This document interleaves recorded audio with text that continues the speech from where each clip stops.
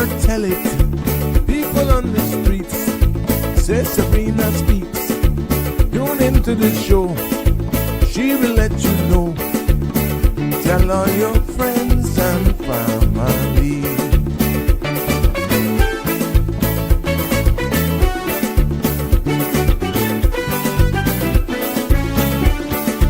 Real talk is no joke.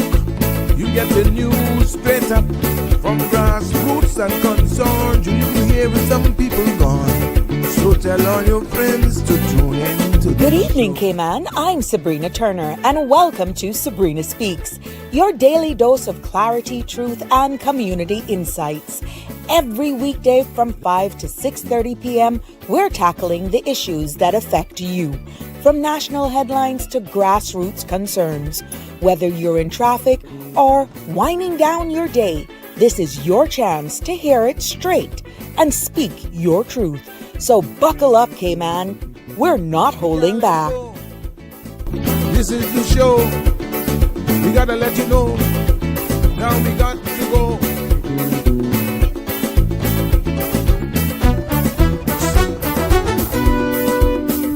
And now, here's Sabrina.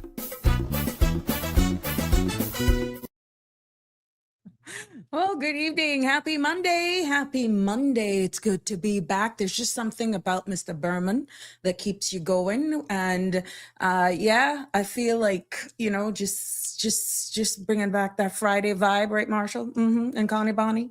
Yeah, it's just something about Mr. Berman. There's just something about a live local band, live music. It just keeps you going, whether or not you knee hurting or it's just something about music. Good evening to my friends and family near and far. It's good to be back with you as we kick off, a new week. And welcome to another episode of Sabrina Speaks. Voices of the Islands, Conversations for the World, and the podcast where voices rise. Stories unfold and inspiration definitely is taking center stage. I am your host, Sabrina, and it is so good. Yes, it does, Marshall. It is so good to be back with you this evening. And I can move now, because I'm sitting down. Even though I saw Sandra, but she's doing her show for standing up about women after 50 and this challenge and accountability. Hoot, hoot for you. I get my workout on a dance floor somewhere. Even if it's while I'm cooking. I see you there, Connie Bonnie. I'll share that in a second. Even if I'm cooking, there's just something with me when it comes to music. And I just enjoy it. And I make no apologies for just loving it, to be honest. I really just love dancing. And oh yeah, do you not pay for it? I pay for it. Yes, afterwards. You know, when you go to the gym and you get a good workout and you pay for it afterwards? Yeah, but yeah. Carnival is coming. You know how we go. You know how we do it back in the day, Marshall. Memories. But yes, it's good to be back with you for another informative, engaging, thought-provoking conversation. And let me tell you something. I had to do that prompt yesterday to let you know that something big was coming today. And yeah, I know how y'all thinking. Maybe when you saw the flyer, you're like, that what she talking about? Yeah, right. But something is big coming. And as we always do here on this platform, sharing of knowledge, inspiration as we learn, grow, and just thrive here in this platform as we continue to impart knowledge and definitely give you food for thought. But tonight, we're unlocking a door that many women have walked through in silence for generations. And what I'm talking about is the door of premenopause.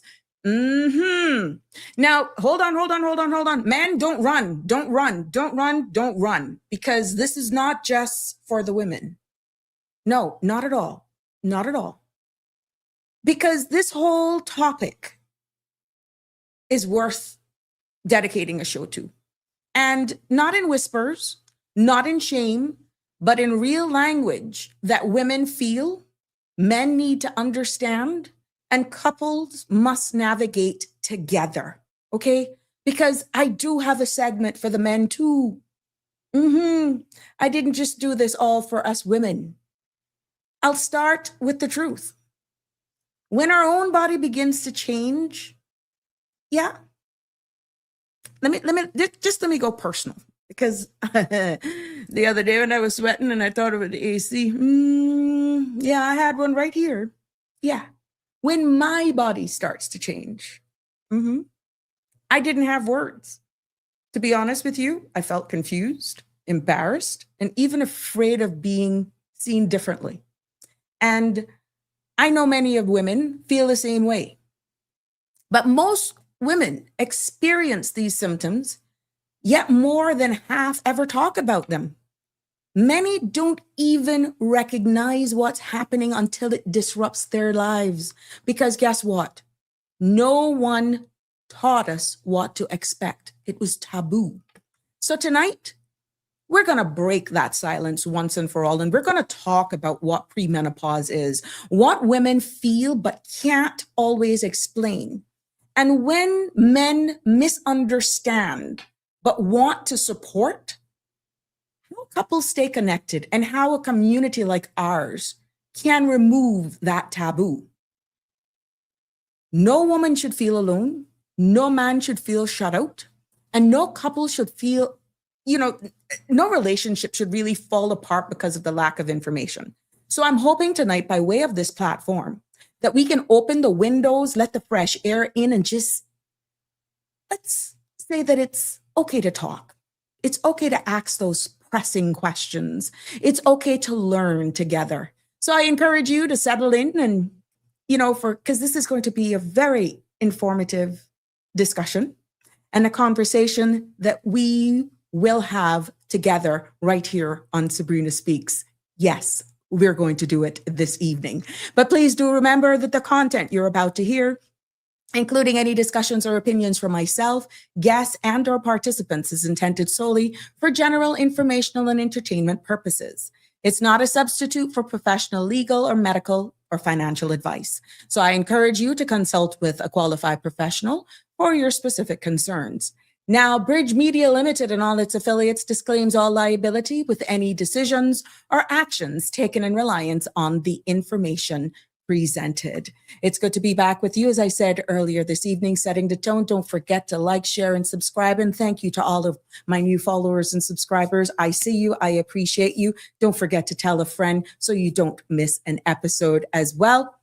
Continue to share the link. Continue to participate. 345-936-8255. You can WhatsApp me on that. And you can also join into this live discussion as well. And all genders are welcome here this evening. Before we go into the crooks and crannies that is just not one-sided this evening, this is even going to be centered around families as well. Let's take a look at our weather. Aren't you just enjoying the breeze? Oh my gosh. Well, compliments of our friends over there at the Cayman Islands National Weather Service. Here is this evening's weather forecast and a look into tomorrow. The synopsis calls for fresh to locally strong northeasterly winds, and rough seas are expected to prevail through the next few days as a ridge of high pressure extends across the southwest United States. Mostly fair and dry conditions are likely to persist through the same time period, with a slight chance of early morning showers that's advancing from Cuba. Now, the small craft advisory will be upgraded to an alert Tuesday morning as a continued deterioration in marine conditions are expected. Now, radar imagery shows no showers at this time. The forecast for tonight is calling for mostly clear skies with a 20% chance of early morning showers. Temperatures will fall to the mid-70s and winds will be northeasterly 15 to 20 knots with higher gusts. Seas will be moderate to rough with wave heights of 4 to 6 feet, and a small craft advisory is in effect.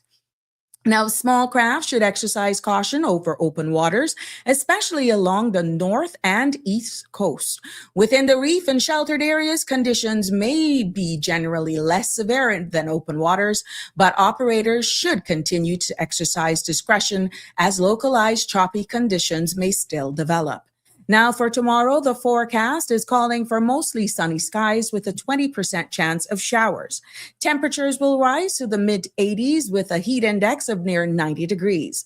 Winds will be northeasterly 15 to 20 knots with higher gusts, and seas will be rough with wave heights of 6 to 8 feet. And again, a small craft alert will be in effect. There will be a high tide this evening at 7:21. A low tide is for 1:26 a.m. and another high tide at 7:13 in the morning. Sun will set this evening at 6:41 and sun will rise tomorrow morning at 6:09. And the outlook is calling for similar weather conditions through Wednesday. Bring it on. Welcome. I love those breeze. I don't know who else does, but I'm enjoying it. And I'm really hoping it can stay like that for the rest of the year. Because in our news today, the forecast and the NEAMS are up for our Atlantic hurricane season that is quickly approaching. Now let's see what's making the news here this evening on the Sabrina Speaks. Let's see what made the cut. Turning our attention now to local, regional, and international news. Let's start with local. Yes. Deputy Premier and Minister for Tourism and Trade Development, Honorable Gary Ruddy, is leading a Cayman Islands delegation to the Sea Trade Cruise Global Conference in Miami that is taking place on today, April the 13th to the 16th. Now, he is joined by Minister Joannie J. Ebanks and senior officials from both ministries and Cayman Tourism. The conference is one of the cruise industry's major international gatherings, bringing together global stakeholders. Cayman's delegation will take part in strategic meetings and media engagement aimed at strengthening relationships and advancing opportunities within the cruise sector. In other local news, CUC says fuel cost for April remains stable compared to March, and customers will see this reflected on bills issued in May. While Cayman does not source fuel directly from the Middle East, global crude markets can still influence the price of refined diesel. With electricity use expected to rise in the warmer months, CUC is encouraging customers to monitor their consumption using tools like the mid-month report, My CUC, and daily energy alerts. Now, the company will continue issuing monthly fuel cost updates on its website and social media platforms. And we will do our best as well here on the Sabrina Speaks, whatever information we get as it pertains to this and other news, even tips and tricks as well. I'd be more than happy to share it with us as we continue, because we know what happens in the summer months, right? Yes, we do.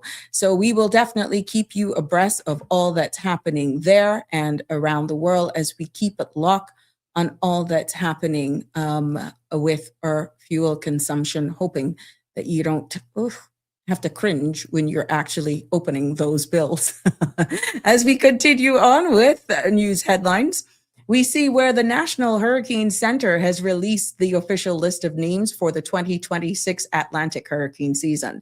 Now, this year's lineup begins with Arthur, Bertha, and Cristobal, and continues through Wilfred. Now, while these names may sound familiar, each one represents a potential storm that could impact communities across the Caribbean and the Gulf. Now, definitely, we here as Sabrina Speaks team will encourage everyone to view. Make sure you go ahead and be prepared early, and make sure you review your emergency plans and stay informed as well for the siesta season approach, because we know preparedness definitely saves lives. Oh, yes, it does. And I'm so proud to share this local news here along with the Honorable Premier, because the local business community marked a major milestone. And who we're talking about? TCE Paint Shop. They're located on Easter Avenue. Now, this event was held on April the 11th and draw a strong crowd and included the attendance by the Honorable Premier, underscoring government support for small business growth. Now, guests enjoyed live painting demonstration giveaways as well, and a first look at the expanded showroom. Now, TCE Paint Shop is now the island's authorized Sherwin-Williams dealer, offering professional grade products for homeowners and contractors alike. Congratulations. I'm so proud of you, and I'll see you soon. Oh yeah, I got a little project I want to do. Oh yes, oh yes, oh yes. Yes, let's keeping it local. John Gray High School has launched a photography competition open to all students. With entries due by April 24th, each student may submit one original photo reflecting the theme. What represents Cayman to you? Images can be sent to Mistress Watkins by email, Teams, or in print and must include the student's name and tutor group. Now, filters are allowed, but AI generated images are strictly prohibited. By entering, students grant permission for their photos to be used across school media platforms.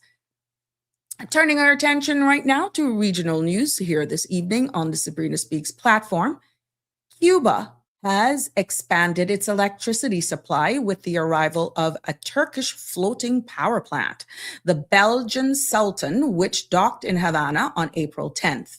The unit is expected to provide additional generation capacity as the island continues to face ongoing power shortages. Now, its arrival follows a recent fuel shipment from Russia, reflecting Cuba's continued efforts to secure international energy support and domestic grid challenges. In other news making the Caribbean today, we have where Costa Rica has received its first group of migrants deported from the United States under the new third country agreement signed in March. Authorities confirm that 25 migrants from 8 nations arrived in San Jose on April the 11th, where they were processed and given initial support by the International Organization for Migration. Now, under the deal, Costa Rica will accept up to 25 deportees per week, with the U.S. providing financial assistance for the program. In other news for the region, we turn our headlines into Jamaica. Jamaica is being highlighted across CARICOM for its wrong image. My apologies to avoid confusing you. Jamaica has been highlighted across CARICOM for its progress in strengthening the national health sector. Now, regional partners note improvements in service delivery, infrastructure, and public health planning. At the same time, local headlines continues to focus on community protests over ongoing water shortages, along with several crime-related incidents that have grown public concerns. Now, authorities say efforts are underway to address both issues as part of a wider nation development priorities. And turning our attention to CARICOM, yes, senior CARICOM official is warning that the ongoing conflict in the Middle East poses a growing threat to the Caribbean's food and economic security. Wendell Samuel, Assistant Secretary General of CARICOM, says that the region must strengthen coordination to improve resilience and bargaining powers as global supply chains face renewed pressures. Now, he notes that tighter regional cooperation will be essential for managing external shocks and definitely protecting vulnerable economies. Turning our attention over to the UK now, Downing Street says that the United Kingdom will not take part in the United States-led naval blockade of Iran ports. Instead, the government is working with France and other partners on a broader coalition focused on protecting freedom of navigation in the region. Official says that the UK may deploy mine hunting systems as part of its contribution, emphasizing a diplomatic and security focused approach rather than direct blockade participation. In other news out of the UK, we see where the Duchess of Edinburgh has officially opened a new Queen Elizabeth II's Memorial Veteran Centre at the Royal Hospital, Chelsea. Now, the facility is designed to give veterans a dedicated space to socialize, stay active, and build supportive friendships.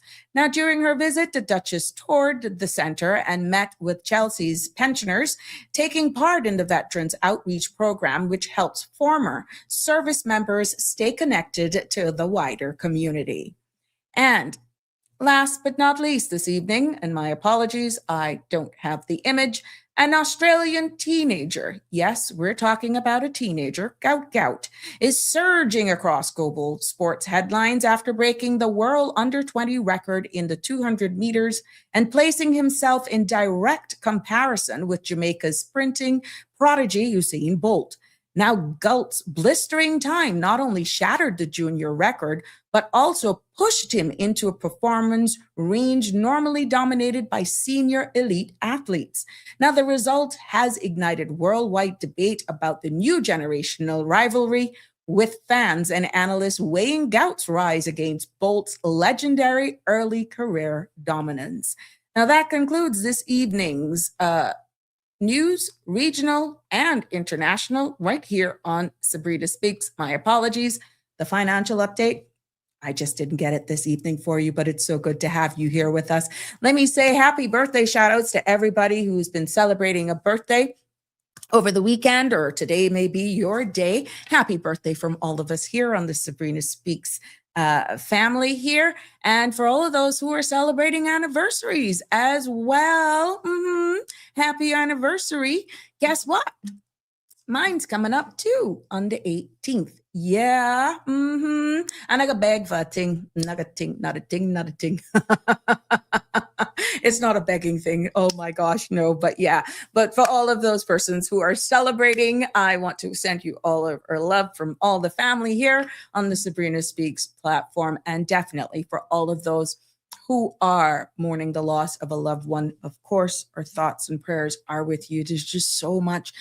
I saw on social media the gentleman from A.L. Thompson. Oh my goodness. Yeah, he was so helpful. Oh, wow. Yeah, it's been a lot. But yeah, our thoughts and prayers are with all of you. And I know that they laid Mr. Alwyn to rest this weekend. Again, this is where the healing really starts. You know, it's closed that chapter, but now life goes on, and we know this is when really there's no blueprint for mourning. So you just got to give people, you know, their space, but still be there for them. But lots of love going out to all of those who are mourning the loss of a loved one. Yeah, good afternoon. Marshall's in the house. Connie Bonnie, first and second to respond. Gonna send you the flower of the day. You got to tell us what this is, Connie Bonnie. I saw it. Thank you so much.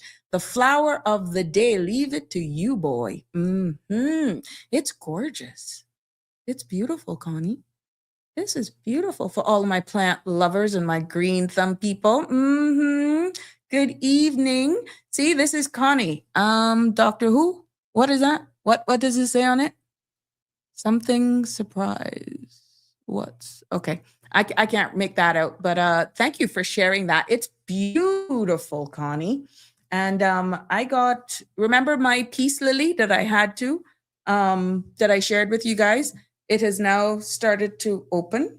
And yeah, I'll share that tomorrow. I'll post it afterwards. But I'm so proud of myself. Oh my God, I'm so proud it didn't die. But Connie, you're a lover for orchids. OMG, good for you. Thank you for sharing the flower of the day. That'll be cool. Yeah, that's so cool. Let's see what you said here. That's what is, how do you pronounce that? I'm horrible at these things, but for all of you plant lovers, thank you so much.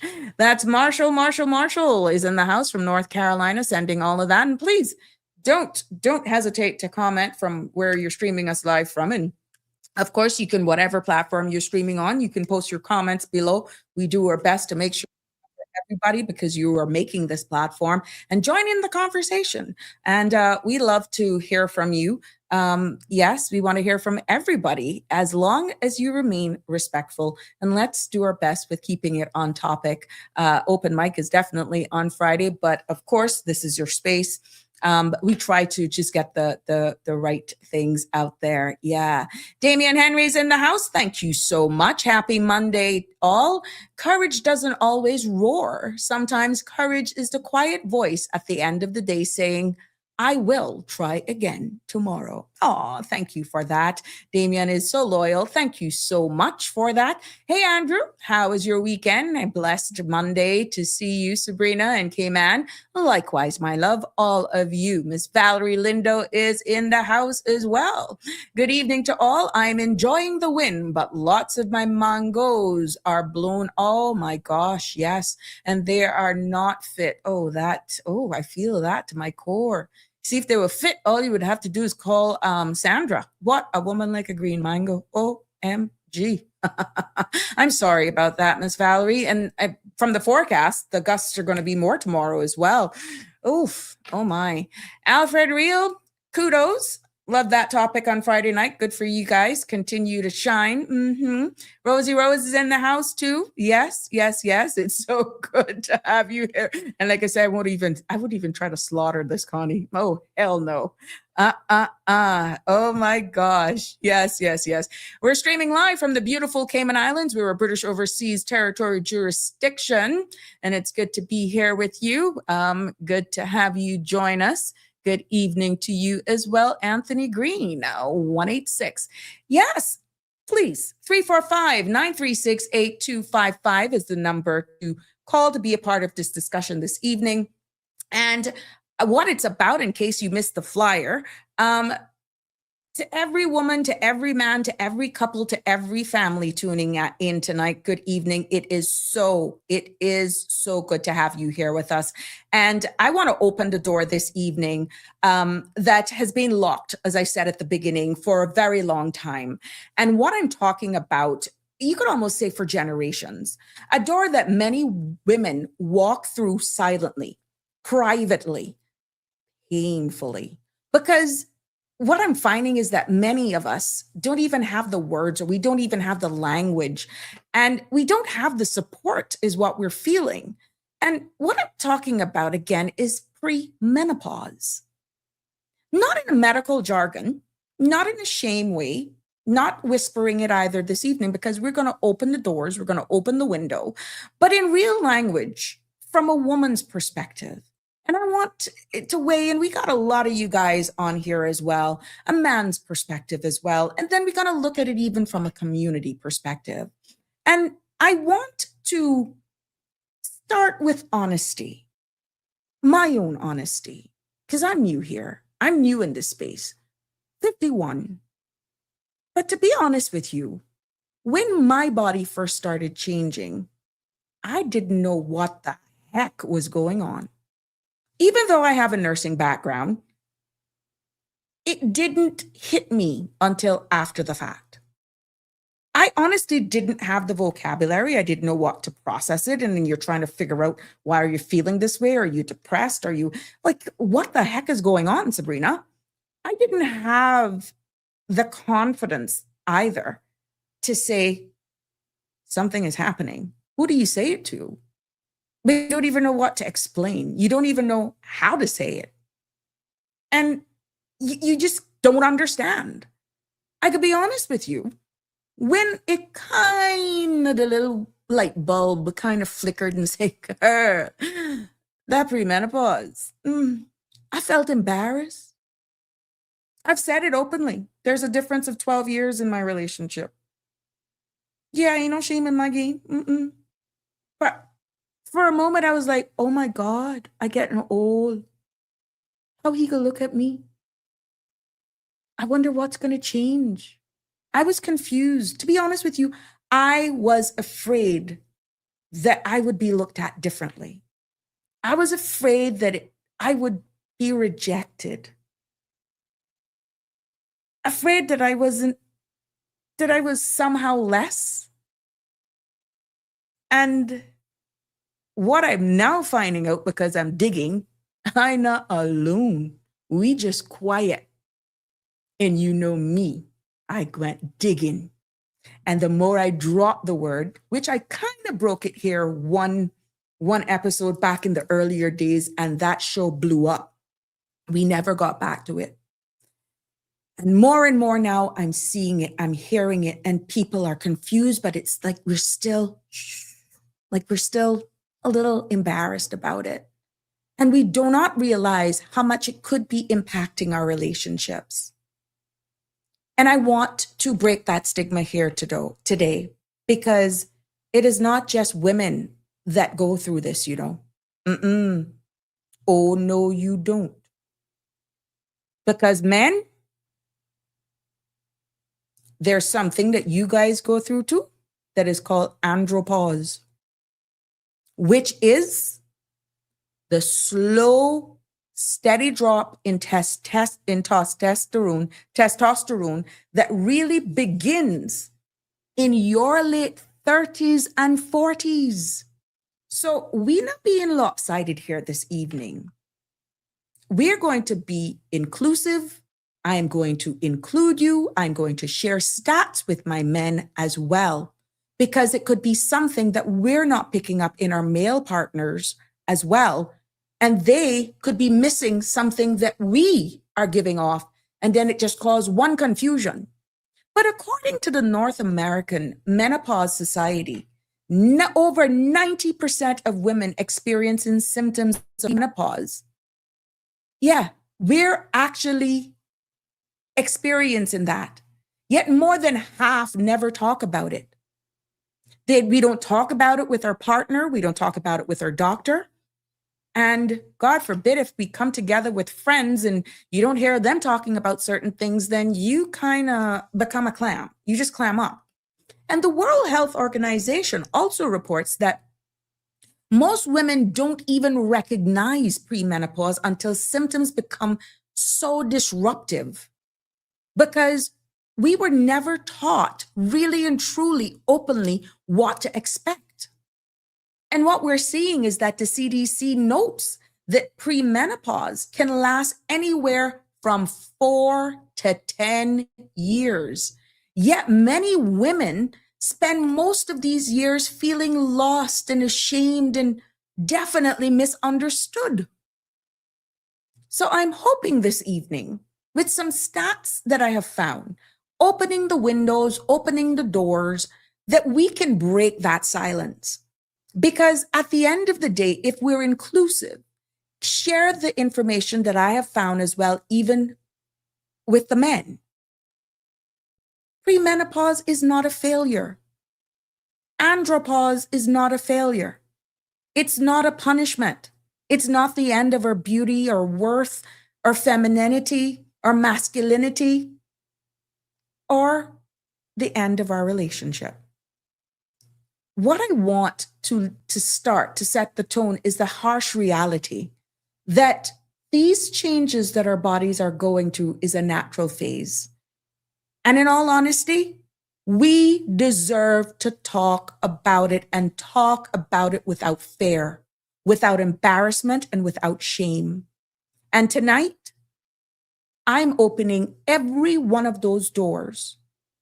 And we're going to talk about what menopause actually is, what andropause is. And I can do an entire B of this tomorrow to more put a spotlight on our male counterparts, but they're going to be inclusive in this segment as well. But since we hear so much about the women, we're going to start with us women.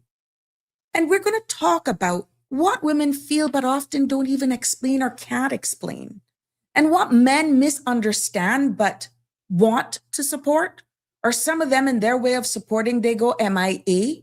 And then it causes an argument and you're like, where the hell did that argument come out from? Where did that start from? But yet you got all this brain fog and you're fatigued, you're tired, and you're trying to understand. It's like a war zone inside your head. And tonight, I also want to talk about how couples can stay connected. And by extension, how communities, especially small ones, close-knit ones like ours, can stop treating this as taboo.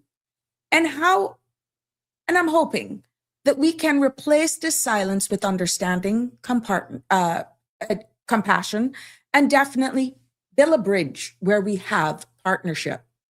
Because at the end of the day, no woman or man should suffer alone. No man should feel confused or shut out either.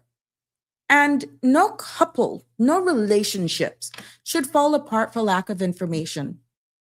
And when we're talking about the community aspect of it, no community should be allowed to silence that is created because one may feel ashamed. Yes. What I'm saying is that it's okay to talk. And it's okay to ask questions. It's even okay to cry, laugh, learn, and support each other. There's no shame here. Absolutely no shame here this evening, only understanding. So I welcome you. Post your comments if you have any questions or you want to remain anonymous. 345-936-8255. You can send me a WhatsApp. I will not share it here on this platform, but I'll definitely read it if you want to contribute to the topic. So I'm encouraging you to settle in, get comfortable, be prepared to call in. But I would also love to hear a male's perspective on this as well. If you're bold enough to call in or you want to post your comments, please, please, please, please. Let's be a part of this conversation here, because I feel this is going to be one of the most important conversations that we've ever had here on Sabrina Speaks, because we're just not keeping it one-sided, one gender. We're actually going to try our best in the time given to cover all sectors of it, right? So let's just talk, because I'm going to go into andropause a little bit as well. But I want to start off with the premenopause. What is it really, right? I want to just get to the heart of it and just talk about, before we talk about the emotions, the relationships, the misunderstandings and all that sort of stuff, we need to start with the basics. That's how I feel. Because the truth is, most of us never was taught this. You heard about the birds and the bees and all of these things, and the older generation would pretty much go in whenever they were seeing their monthlies, it would be this big top secret. I don't know why, but okay, we're not blaming them. That was then. We don't hear about it enough in schools, and I stand to be corrected if they're now more open. And we definitely don't hear about it at home, not in churches, and even some of our friends group, because some of us feel embarrassed. But what premenopause really is, it is the transition phase before menopause. And it's the body's way of saying, we're slowing, we're winding down its reproductive system for a female. Not shutting down overnight, though. Not flipping a switch, but it's a transitionary phase, sometimes gently and sometimes chaotic. The first night sweat I had, I swear it was something bad I had eaten. And that hit me after 2 one morning. I didn't know what the heck it was. I was embarrassed. My night clothes were wet. The sweat was drenching off my elbows. And as so it came, she disappeared, and it was as though you had opened up one of those Foster's big freezers. And then that Wi-Fi chipped in what that was. Oh, I tried my best to mask that because I didn't want to have that conversation right there and then. And again, what we're found with data is that North American Menopause Society, it really begins to hit women in their 40s, but it can start as early as 35 years old. And the CDC reports that this phase can, again, as I said at the beginning, last 4 to 10 years. Now, one would say, Sabrina, why would you have been so embarrassed? Again, I'm 51, born in 1974. How was I raised? I wasn't going to have that conversation with my partner at 2 o'clock in the morning. I just had a hot flash. I bet you that the sun couldn't rise fast enough when I messaged my doctor. Girl, I think I had my first hot flash. Yeah. Let me say this again. 4 to 10 years. That's a long time to feel confused. And if you don't know what's happening, it makes it even worse. And you may wonder, well, why does it happen, period? In simple terms, because our hormones, especially estrogen and progesterone, starts to go wonky. It starts to go all over the place. You may have a change in the way you smell. You may have a change in even your secretions in those parts. Yeah. It's not a decline in a straight line that you can check the box. Each person is differently. And not a gently drift downward, but just a jump up, so to speak. A crash down, a spike dip, a rise, a fall. Sometimes it's all over. You can have all of these things happening in the same week. Sometimes some people have it in the same day. So imagine your body's thermostat or your mood center or your sleep center or your energy system all trying to recalibrate at once.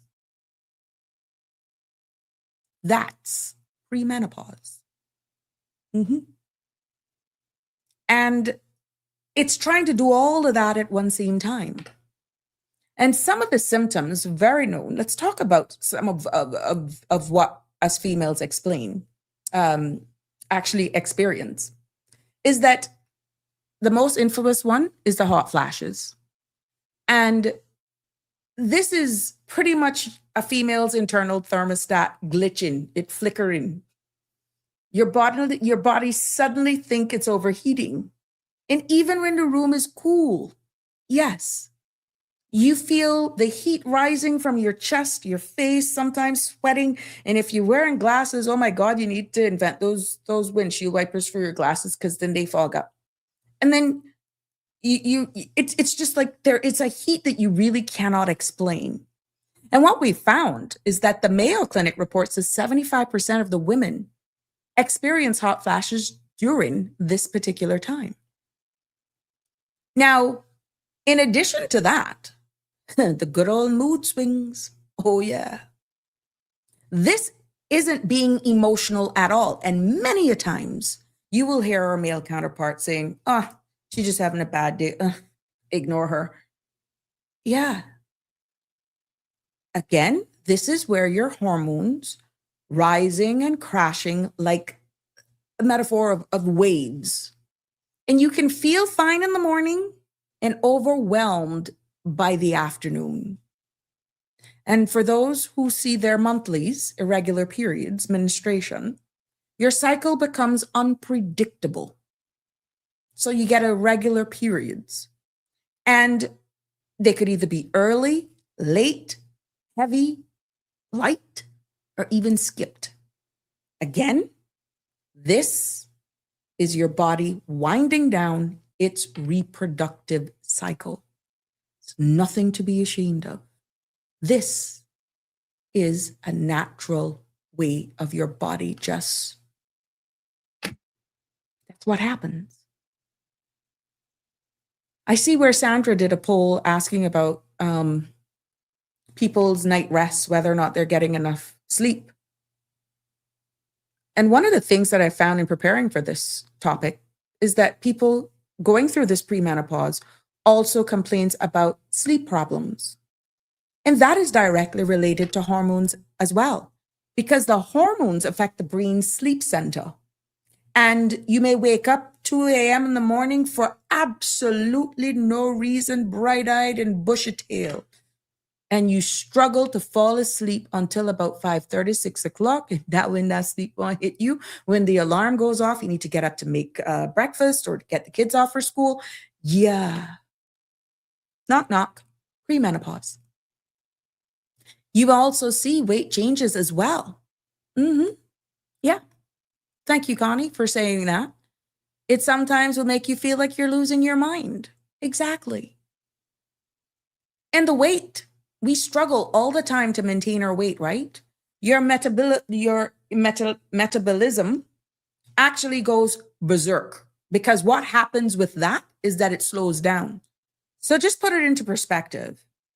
You're at this age, your metabolism slows down, and let's say you are one of those with hypothyroid. That's double weight gain. Exactly. And your body then, with these weight changes, just premenopause, no other indicating factors, your body then redistributes the fat, especially around the midsection. If it would go where we would want it. But this is biological and it's not laziness. Some of you will work out and you will beat the pavement till thy kingdom come, only then it comes on. And then you get to that other part. Yes. Low libido. Some of you, when your partner touches you, it's cringing and you're trying to figure out, what? Oh, not tonight. Not tonight. No. Don't even do it. Yeah. It's all a part of premenopause. And this hormonal imbalance, not a lack of attraction. It's not a lack that there's no love or desire for your partner. It's all a part of the cycle. Some may actually feel, yeah, you got somebody else now. I'm not attracted anymore. What's wrong with you? Yeah, we're having the real conversations this evening. Then you get those moments where there's anxiety and sadness, either or sometimes both. This too, my friends, is chemical. This is hormonal. This, my friend, is real. And you something else. I can see you and hear you right now. But this combination of the anxiety and sadness, according to the National Institute of Health, right? Women in premenopause are twice as likely to experience mood changes during these hormonal shifts. And why women don't even recognize it? Is because they don't listen to their body and they're blaming everything in their environment. A boss ticked you off, a staff is not doing, you're like, well, I 50 now, boy, now switch clicked on. I not tolerating no BS anymore. I got a very shallow threshold for BS. Hello. It's all a part of the body changing. It's automatic. And this is why we need to talk about it, because you could be spilling this to your partner in the workplace. And with these Gen Z now, and they have no clue what's going on, you could be reported to your boss for being a bad leader and you don't even realize what you're going through. And this goes for both genders. Which, since we're identifying the gender part, allow me to sneak in their bit for the men. Because us women need to understand that we need to be like Dora the Explorer when we're trying to figure out what's going on in our male partner's head when they're going through this. Because let me tell you something about this. We talk about ourselves as women and what we go through and what we should do. But how many of us really put the spotlight on our male counterparts? Because at the end of the day, men go through these changes as well. And we don't talk about it nearly enough. And I'm talking real changes. I'm talking hormonal changes, emotional changes, identity changes. Yeah, they go through it. They go through that phase too. But unlike women, men often go through their transition in complete silence. And this is going to break the ice when it comes to the men, because I could do more digging. I could bring it from a female's perspective very easy because I'm a woman.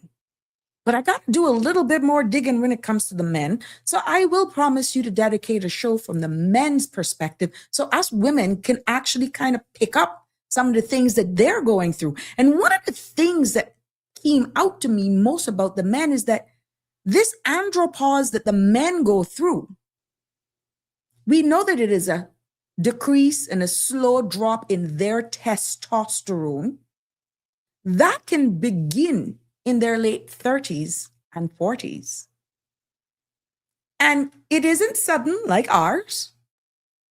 It's not sudden like menopause, but it affects everything: their mood, their energy, their confidence, their ability to focus, their sleep pattern, their intimacy, and even their motivation.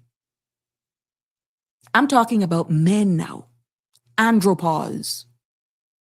And because it happens gradually, men themselves don't recognize it.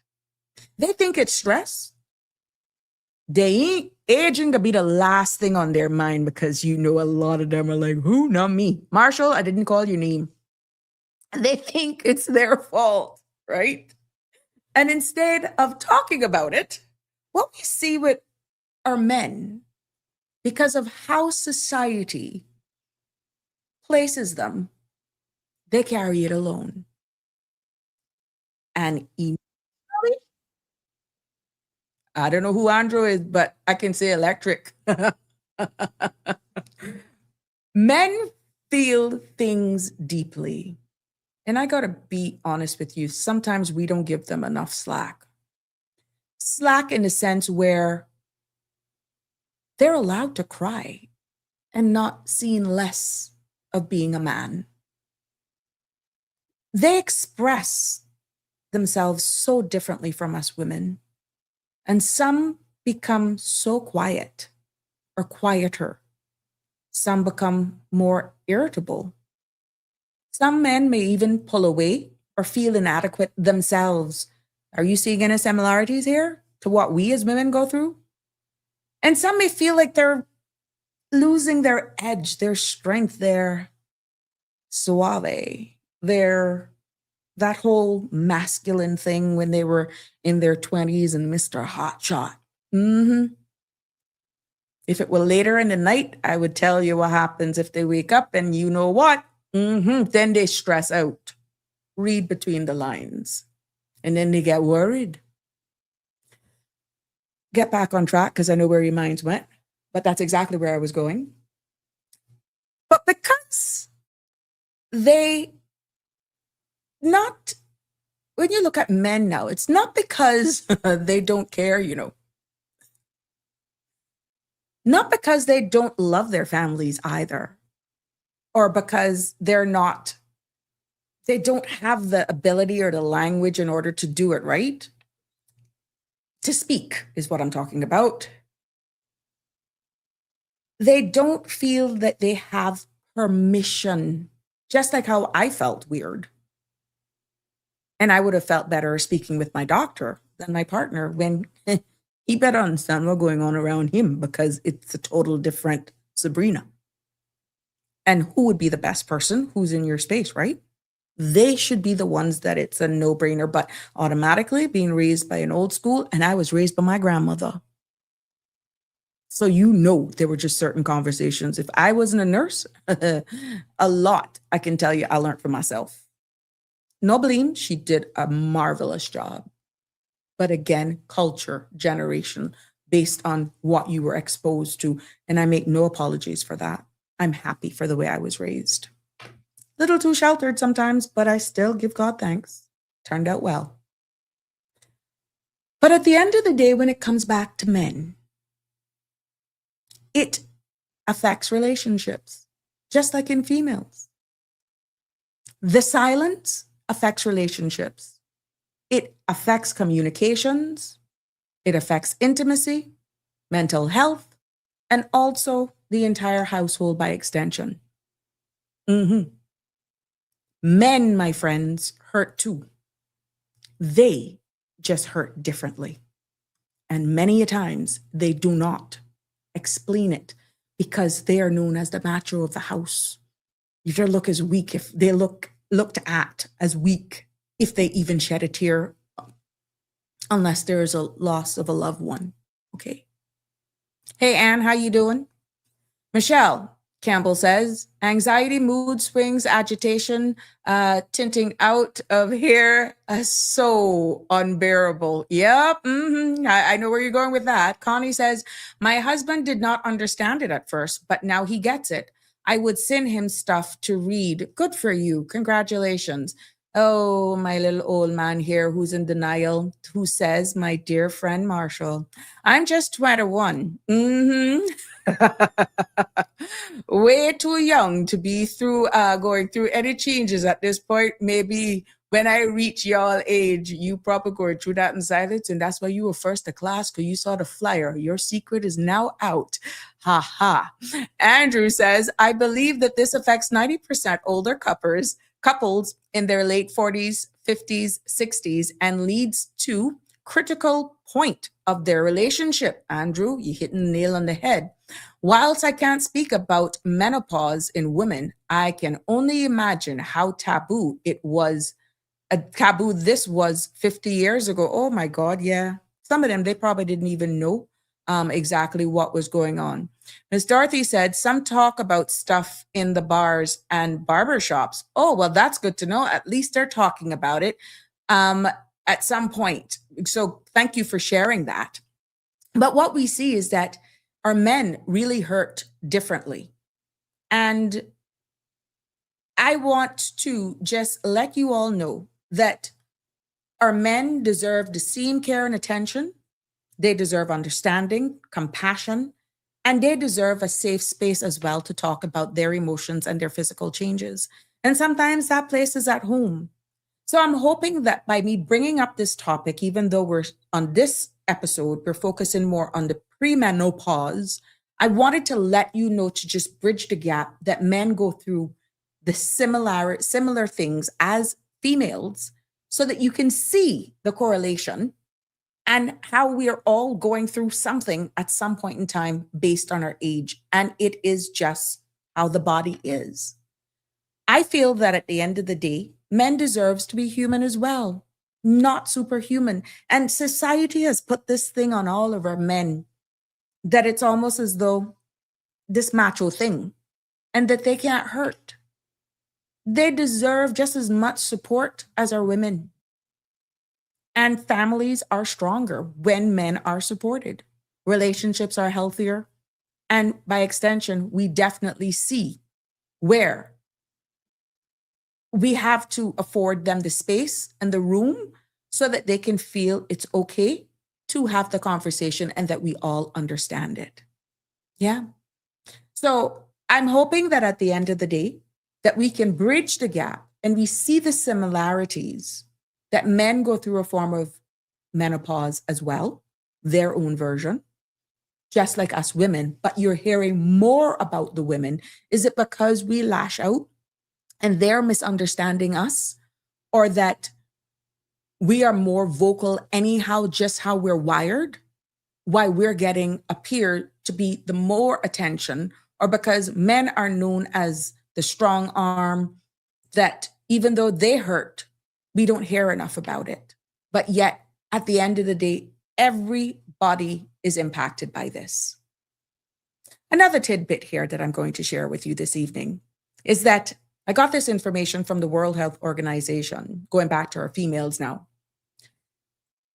WHO says that most women don't even realize, as I said at the beginning, that they are going through this, just like our men. They blame it on everything.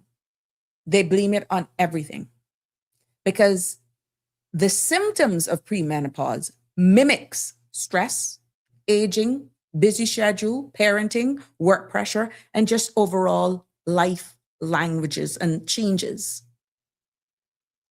So women would think they're just tired. It's everything that's happening, that they're overwhelmed, and maybe they're moody because just life is just stressful. And because we don't talk about it, women blame ourselves instead of understanding it's biology. Yeah, it's biology. Yeah, you always in class early. Yeah, you were first in class today because you know what a topic was. We love you first. I'm just pulling at you because I know you can handle it. You can handle it, Marshall. Connie says, Auntie, I sent my husband to go speak with our family doctor. Good for you, Connie Bonnie. Good for you. Did he go? Did he go? My husband sleeps with the AC at 7 to 2 every night. Some nights I just crash out in the sofa. My body can't tolerate it sometimes. Oh, so he's going through that. Good for you. But you see, both of you have had the conversation, and this is why I like the fact that you guys are doing this together. There's so many families that are probably being impacted by this and are not being as participatory in each other's life and having the real conversations, that it's actually pulling them apart more than what should be bringing them closer together. So what I'm going to do here, because I love to hear from all of you and I love your participation, right? If you can identify when you first, as a female or male, doesn't matter, when you first realized something was changing, and did you feel comfortable about talking about it? I mean, you can send me a message. How did you feel? What was your state of mind when you realized something was going on, or maybe speaking or overhearing some conversations? I would love to hear from you as well in regards to that. Yeah. I really want to hear about it, but I want to take it now, and you can send in your comments below, and then we can always come back to them. But I want this to be participatory. I want to hear from you. I'm just not going to be throwing information at you. I will be sharing some of my personal stories, as I've already started, because it's easy for me to share, but I can't do it from a male's perspective. And I would really love a man's side of it. If you're to actually do that, I would love to hear from you. But even from the female side of things, I want to just continue to go into this part of it. At the end of the day, when you look, let's take this call before I go to the other section. Good evening, caller. Welcome. You're live on Sabrina Speaks. What's on your mind? How's your day? Good topic. Good topic. Thank you. I can tell you. I can tell you that. No, sir. And I agree with what Connor say, because I sleep with my AC between 7 to 2 and 7 to 5 every night. Because I don't have the sweats and thing no more, but I still feel the heat. And I'm 7 to 2 all week. Right. But my husband be complaining too about he cold and stuff. But I can tell you, and I imagine what you feel about them sweats, because boy, I used to have them. Jesus. You know, like, I could feel the thing going all down my leg. I standing, but you had put a hose on me. I mean, my clothes used to be so top clothes, bottom clothes. My face, boy, I hate that. That's the one I had hate. But then I agree, because I tell you, I had talked to Dr. Alexander, my gynecologist, about that, and she explained that is a terrible thing, and she explained all the different symptoms that it could have. He said, like they say about different stroke for different folks. Some people even go for their head with that. And she was telling me something I used to get. Sometimes I would get like in moods. I didn't want to be wrong nobody. I didn't want to hear no noise. Nothing. Not even a bad church. And then other times, then I wanted company. I was different. And then, well, it wasn't that I didn't used to want my husband around me sometimes, you know, go and lay down and we just, but then I don't understand either, because I know somebody that was 88 years old, that friend of mine, husband, and they still used to want to pop and feel at 88. Their libido is high. Theirs didn't take a dip. But I didn't know what he went through, because he was a family member of mine. And when I went one time, Good for him. and I used to have remind him he was 88, and we used to record him that he used to drink. He used to drink. And the person said to me, you see what I go through, yes, and he used to want to touch up and feel at 88. Good for him. 88. And I can't say what he used to say, because that wouldn't be appropriate on this. But I can tell you about that girl. I used to laugh. I said, well, what kind of nature he had, Jesus. He was the best I ever hear about. And like I tell you, the sleep thing, well, I still don't sleep good. I don't know what to do me. I don't sleep good. I don't go, and then I get anxiety still. I don't have the sweats, but I still get hot. Like my head sometimes, my face gets hot. Sometimes I even think I got fever, and then it feel like it going to my head, and I have to get out and breathe. So I don't know what is going on with me with that. Like I say, I could soon be 72, but I don't know about that. It's terrible. It's terrible. It is something else. Well, thank you for sharing that. Thank you for sharing that with us. I said I'm in the pause, but then I hear you saying the next thing. So Andropause, yeah. I got a question. Who's Andro? But don't thinking back was electric. But yeah, I see your question coming up here on the platform, whether or not there's a pill that we can. There's a number. Yeah. It's not easy. Yeah. It's not easy. I feel sorry, and some people has it real bad. Well, yeah. Some people really have it. Correct. It is something, but like it's a body changing and everything. I guess as you get older, everything go haywire. Yeah, it's biology. It's biology. But thank you for that. And I'll continue to share the information as we continue to with the discussion. But thank you for sharing. I don't get cold easy. I feel more heat. Okay. As we continue with the discussion. All right. A little later. Thank you for sharing that with us, Ms. Shelma. Ms. Connie says, I was okay with it. I spoke to my friends first. Okay. And Dean was asking, so can we take a pill or do we have to write it out? There are a number of treatments, Dean, but the thing is you got to consult a professional with this. There is not one magic pill for it, as we're saying, and this goes for both genders, for male and females. There are hormone therapies and all that sort of stuff that you could do it. There are natural ways as well. But there are testosterone replacement therapies that people can do, lifestyle treatments as well. And you just have to consult your physician with it. But the key is, Dean, this is a natural process. It's biology. It is your body just going through it. You can have a low testosterone. That's when men go down. But you can hear a water caller shared with us that there was a gentleman at 88 who was, he was keep going. But not all of us are made like that, you know? So, but yeah, you can always, I will always tell you to consult with your doctor, go and have the conversations. Should you be identifying some of the things that we have discussed here today? And I'm more than happy to do a deeper dive into having a show dedicated for what men can go through. Since this is so relevant, and I thank you for your participation and for your questions as well, but I'd be more than happy to go through that as well.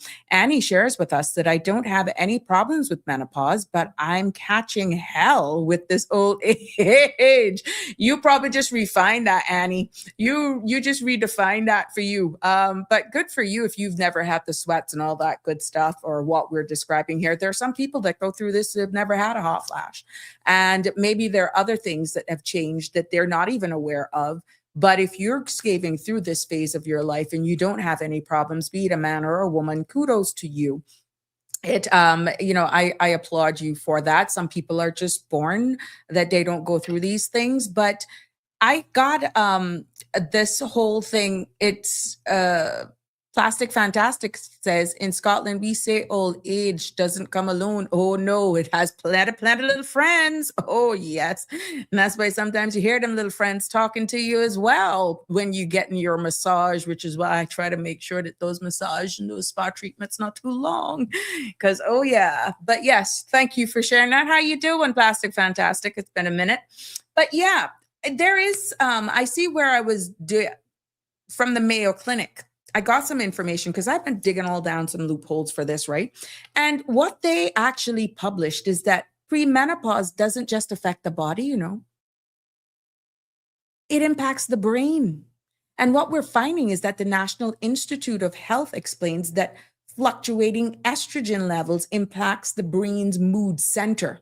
Hence, it's affecting sleep, the sleep center, memory center. Remember you talking about the brain fog? It happened to me today. I was doing something here in the studio, went downstairs. Could I remember what in the name of Jesus I went down for? I had to come back upstairs, start back at it. And that was when it came back to me. It happens. And I'm quite sure that happens to the best of us, right? But because I'm aware of what's happening, Dean, you something else. I'm aware of what's happening. I picked up on it immediately. And it's when it affects your brain center and memory, the center, this is key for us to not say, oh my gosh, and mistake it for something else. And that's why women in ourselves may actually experience, as I said, the whole mood swings, trouble concentrating, or you're in a project or you're sending an email and you get where you stop and you can't remember even where it was coming from. Please don't beat yourself up. Just inhale, exhale, get up, stretch, get some water or something, forgetfulness. And again, this whole sleep disruption part. Ladies and gentlemen both, I need to stress that this is not weakness. This is not being emotional. This is not overreacting either. This is a neurological response to hormonal changes. And we are seeing now where it's going to impact both the men and the women. And when we come to the reality and the understanding of that, we stop taking things personally. And we can start then by supporting each other from a compassionate perspective. Yes. And at the end of the day, we see where research has also found that relationship counselors and menopause educators shows that the partners, when the females are going through it, our male partners are significantly affected by the premenopause, even though it's not their body going through the changes, but we know they're going through it too. So what a mess if both of you are going through that at the same time and neither of you are understanding what's going on. And hence, Andrew was possibly saying, how do we know this isn't impacting, having this conversation 50 years back, but how do we know, taking it up a notch a little bit, how do we know that this is not why we're having such high number of divorces and separation? Yeah. How do we know that? When both of you are going through the same thing at the same time, especially if you're similar in age.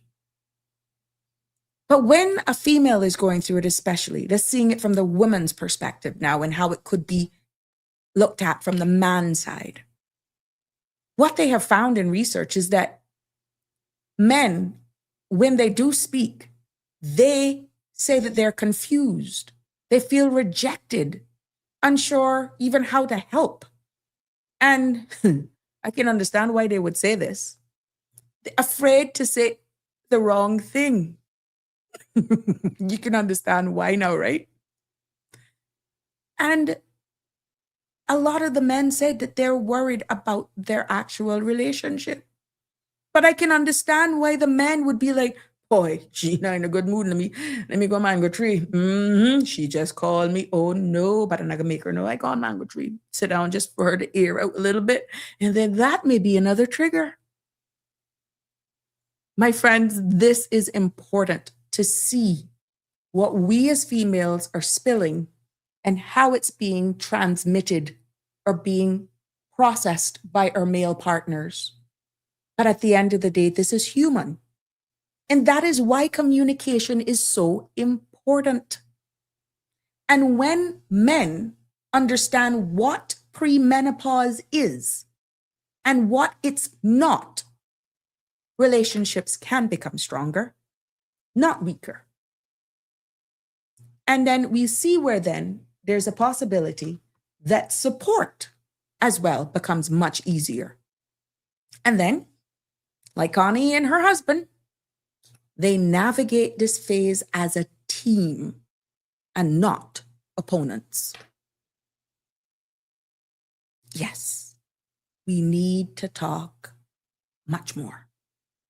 Yes.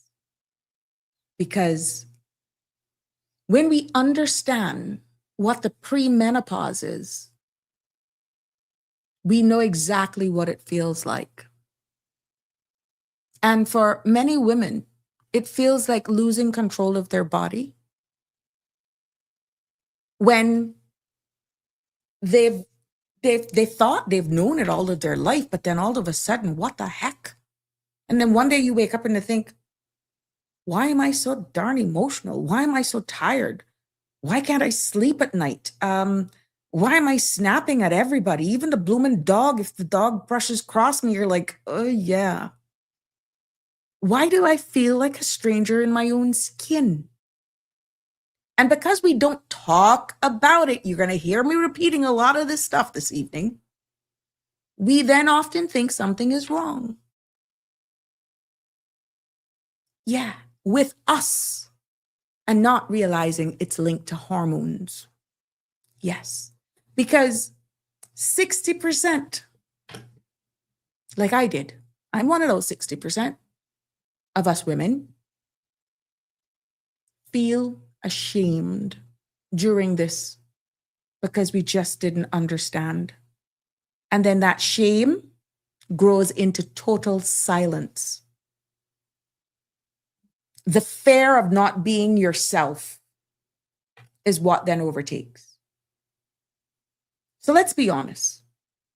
One of the hardest parts of fear is losing of losing yourself. Is it your youth, feeling rejected? You may look in the mirror and say, is this still me? Or you're competing now with social media, making sure that you got the best filter on, or the profile pics, how much likes, how much follows you're going to get. Why do I feel so different? Yet inside, that's what you're questioning. And then you question about your emotions. You may say, well, why don't I feel sexy? You just want to go around the house in the house dress. Go around the house in the house dress. You don't put on the nice Victoria's Secrets negligee anymore. Why? Why don't you feel confident? These thoughts are real in a woman's head. They're common, and they're nothing to be ashamed of. Sometimes you may feel you just want to go into Peter's cave and be all alone.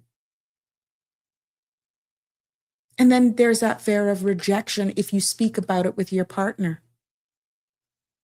You fear that your partner won't see you the same because you're competing with the Enas and the Hondas and the fits and the unfits and the 12s and the 16s, what you were when you were first in your prime. All of that crap goes through your head. Don't blame yourself. Remember, there's a hormonal imbalance. But that big fear is real, that our partners won't see us the same, that they'll be judged. We will be judged, that we'll be dismissed, or, she's just going through a phase. I can't pay her no mind. Let me go and look at some pretty spanglitos or spanglitas and then leave you home to deal with it. Yes. Or sometimes we feel, that we're overreacting. Well, here's another tidbit from the Mayo Clinic.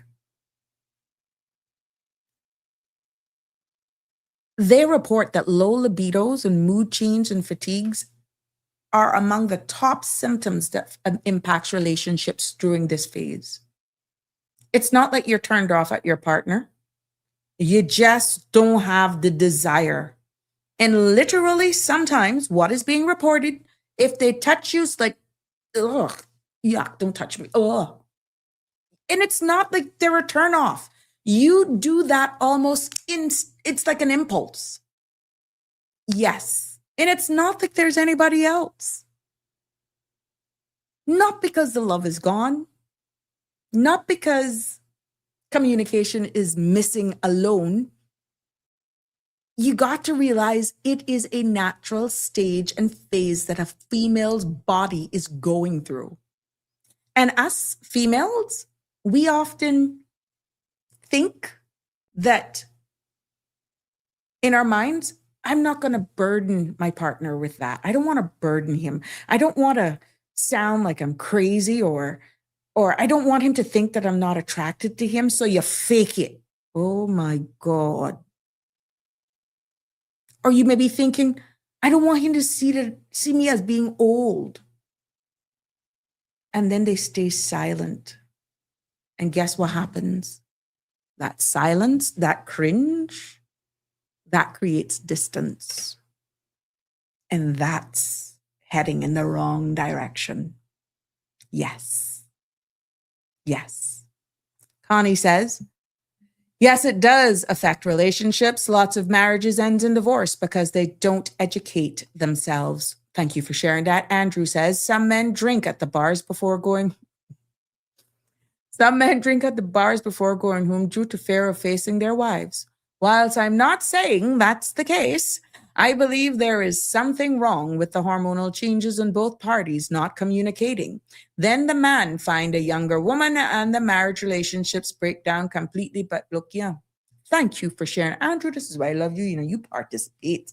But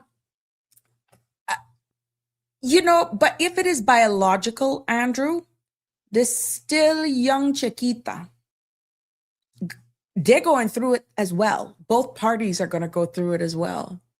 And this is why I guess you would have some women not understanding and feel rejected, feel like the only reason why they have lost their male partner, maybe that is the case as you've described here.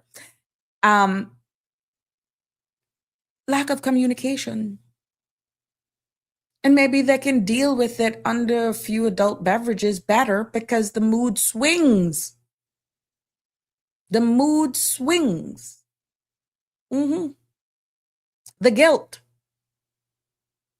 Women feel guilty for snapping. I'm not asking you, I'm telling you, because sometimes you replay it. Why the hell did I responded like that? I was like one of them old snapper turtles. And you just turn around and you like growl at them and you're like, where the heck did that come from? Women feel guilty for crying. Guilty for being overwhelmed. Guilty for honestly just begging for some space. But again, if you don't speak to your partner, needing that space doesn't mean you need your space from them to go find another one to hook up. You really just need to connect with yourself. And I can tell you, women feel guilty for not having the words to explain honestly what's happening.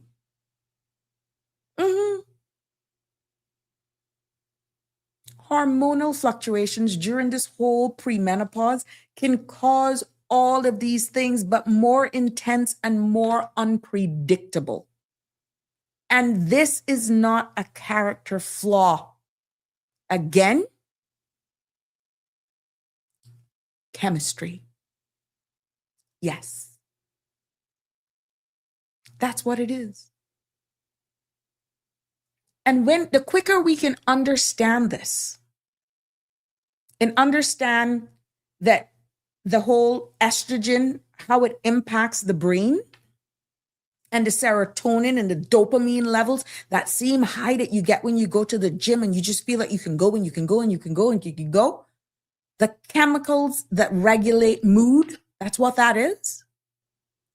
When this estrogen rises and then falls, unpredictable, a woman's emotions will shift just as rapid.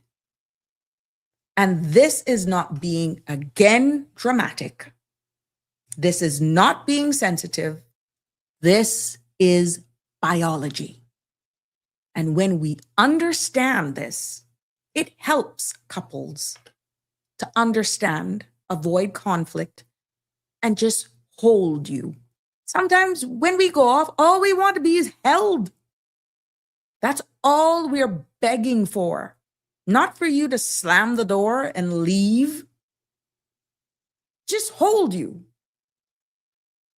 The more you understand, the better it is for navigating. And some of you may say, that culture not gonna understand that. Teach them. Teach them.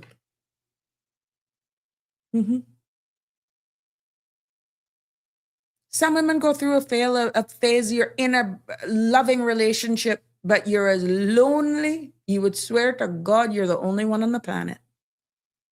You feel so alone during this phase, even when you're surrounded by people. And then you ask the question, why? Maybe because we may not feel understood. Going back to that understanding again, because the lack thereof of education, because we don't feel safe to talk about what we're going through, because we don't want to be judged, because we don't even want to be seen as less. Yes. And also, the WHO also reports that women in their and in different cultures where menopause, like here, was taboo, where you're afraid to have the conversation, certain churches, you don't even want to talk about it. Higher levels of emotional distress is very prevalent. And what we find from that, it's more hurt and damage than it is any good. Yes. Damien says, it is stressful, especially when the individual is confused about what is happening to them. And especially if you don't even know, Damien, you're quite right. Good evening, my love. You're so late. Yes, we're doing very well. We're talking about premenopause today and exactly what we're going through as a family and a community and how we can navigate it. We're looking at it from all sectors, Miss Melita, but thank you for joining us. Nevertheless, you can scroll back a little later. Celia, is this so diagnosed as chemical imbalance? Oh, also, no, premenopause, it is similar, but not labeled as chemical imbalance, because you can have chemical imbalance for other reasons, but not necessarily directly linked to premenopause. We're taking this from the perspective of premenopause in women. Yes, yes, yes. The best remedy is exercise. Take long walks. Thank you for sharing that, Connie Bonnie. Oh, no, not that menopause. Oh, yeah, we are there. Andrew says, the greatest thing in life is to know and educate ourselves to equip us how to deal with the situation. Knowledge is power. And this is why, Andrew, I felt it was very important for me to join it here, to have it on this public platform here today. Again, we are opening the door. We're opening a Pandora box. Yes, but for good reason. As we elevate, encourage, inspire, let people know that this space is not off limit, respectfully, for discussing all of these, because there is no reason why a relationship, why an individual, why a family should be going through any of this in silence. Not when we are so connected here and information is so readily available, but some people don't even know how to start. And when we have forums like this and we can discuss this so openly and still balanced and respectful, people may be more inclined then to, one, identify, two, open up a little bit more. And I'm hoping that by at least the end of this, they would be more inclined to speak to their partners and say, look, if you don't believe me, go listen to what Miss Sabrina had to say. Go listen to Sabrina Speaks in your own time, because she spoke about the men too. And I can assure you this, I will make it my business to go a little deeper into the men tomorrow. Oh boy, that sounded weird. But yeah, I will go into the discussion about the men changes a little bit more tomorrow. Yes. And for those of you who picked that up. So what I want you to do is to really just be open to communication. Don't be ashamed about what you're going through, because everyone listening tonight, let me say this very clearly. You are not broken. You are not too much. You are not losing your mind, and you're not by any means failing. But what's most important is that you identify this evening that you are not alone. Your body is truly transitioning. Your hormones are shifting. Your emotions are responding. It is biological. It is chemical. And your identity is evolving. And you deserve understanding from yourself, from your partner, and as a community. Yes. This is not the end of any chapter. What this is, my friends, it is a transition. Yes. Premenopause is not the end of womanhood, sexuality, or vitality. It is merely a transition, not a decline. And many females will feel stronger, wiser, and more confident, and even more self-aware after they go through this phase. So this is not closing a chapter. This we're going to label as turning a page. That's what we're going to label this as. Yes. Miss Melita says, I've been so waiting for this part of my life, child, my way or no way. After all, I've done for everyone else. Thank you for sharing that. Tanya says, what do we do and feel at the time of menopause? Is feeling lost. A lost feeling. Am I enough? We look at our life where we failed and try to look at our future with somewhat of apprehension. We need much more assurance to have much more to give. Being successful in business or a job does help to give strength through it all. Oh, Tanya, thank you for sharing that. So good. And this is why I'm just so happy that we have this space here that we can actually just do this openly and be inclusive. And kudos to the men who are participating and commenting as well, because that's where we need to strengthen some more in including our men in this discussion and creating that space where it's okay for them to speak and we all speak at the same level because we have identified they go through their own phase of menopause as well. Damien says, I had an individual at work who was often dubbed to have weaponized her menopause because her senior management couldn't understand what she was going through. Oh, really? Okay. Now, we don't want to weaponize it now because the universe has a way of giving you a bite of your own medicine.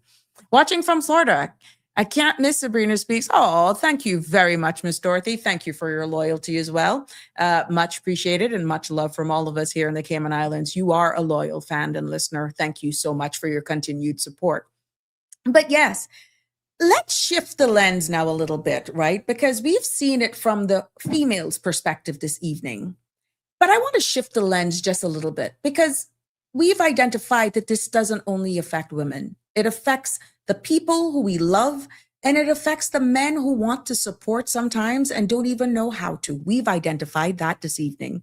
And therefore, it affects our male partners who feel confused, left out, unsure, or maybe sometimes you may say, well, that's their ticket out.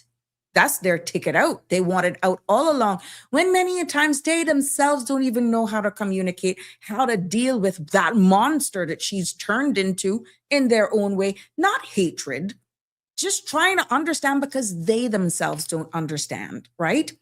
So I want to use this section to look at it from the male's perspective, right?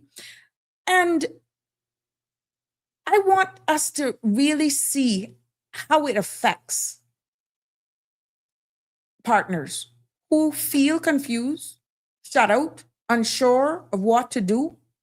And I'm hoping I could kind of put it from their perspective, right? Of what men often experience, but barely even say because they're trying to figure out, OMG, what it is I'm going home to. Most men were never taught anything about premenopause. They probably didn't even know that they go through it themselves. They weren't taught about it in schools, not even at home or in a health class, right? You forget about church. No, not in conversations at all. And you know the macho thing, even around a Ludo board or a domino table, they may talk, but sometimes they will use an imaginary friend to use it as an explanation when half of the time it's probably what they're going through. Or then they'll speak about their partner at home and they blame it on a culture. not realizing their partner is actually screaming just for a hug, for a touch. But let's look at it from the man's perspective.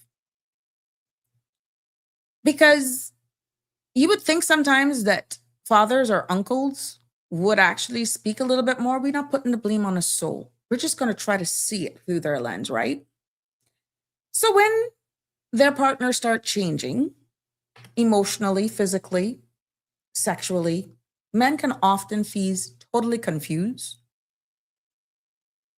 rejected, unsure how to help. They even avoid saying the wrong thing, as we've alluded to earlier on, because they don't know what beast is going to come out, and therefore rendering them many times helpless. And because men are often taught to fix things, premenopause can feel like a problem they don't know even how to solve. Hence, they stop at a local watering hole, some of them, or they take to the Bible and say, God, Father, help me. Yes. So let's talk about some of the misunderstanding, because we understand, like the 88-year-old man who's still in his prime and galloping like a stallion. Ooh, kudos to him or her. When a woman libido drops, a man may think, is she not attracted to me anymore? I wonder if it's my bare belly. I wonder if it's the facial hair. I wonder if it's because I got grays and all that sort of stuff. Baby, we getting gray hairs in places that we never knew we could grow gray hair. I stick a pin. Let's keep focus on the man side. This is real talk. This is real talk. And you wonder why there goes gray. Senior citizen below. I digressed. Men may actually also think, when she's irritable, he may think, did I do something wrong? What the hell did I do now? Let me go outside and try to do this painting because she could soon get after me for that. When she's tired, he may think she's pulling away from him. When she cries easily, he may think, I don't know how to help. But here's the truth. Here's the truth.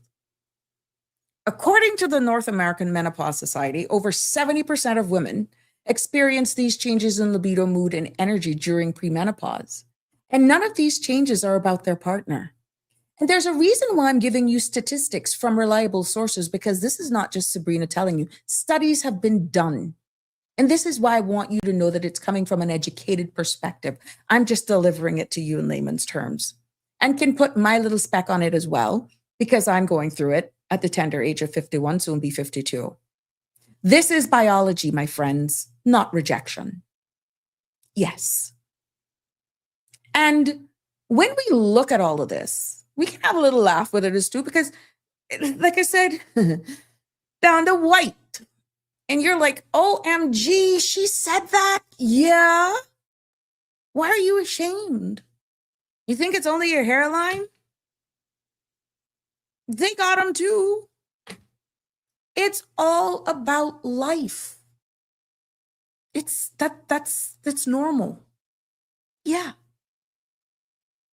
Relationships educators also report that men often interpret premenopause symptoms as personal rejection of them, simply because they just don't understand the hormonal changes behind what their female partners are going through. And this, my friends, is a misunderstanding that can create unnecessary conflict. It can lead to divorce. It can lead to disruption in your families.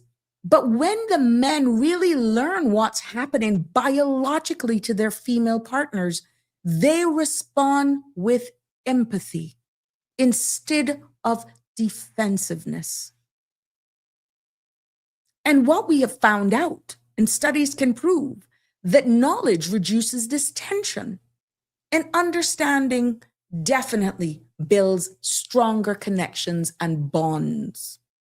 I know some of the things us women just want to take care of ourselves a little differently, and we want our privacy when we do that Sunday cleanup, or we make those very private appointments, and we come back and we're like the palm of my hands and all that sort of stuff. You know, that's all good. That's investing in you. And if that makes you feel good, go right ahead. But sometimes when you see them little gray ones, it's okay. They got them too. They have them too. And if some of you are feeling uncomfortable with the way I'm delivering, I'm sorry. I'm making no apologies, but I'm being as respectful as we can. And maybe just having this conversation may actually save your relationship, or hopefully it will open the door for you to have it in your own time and feel more confident about it.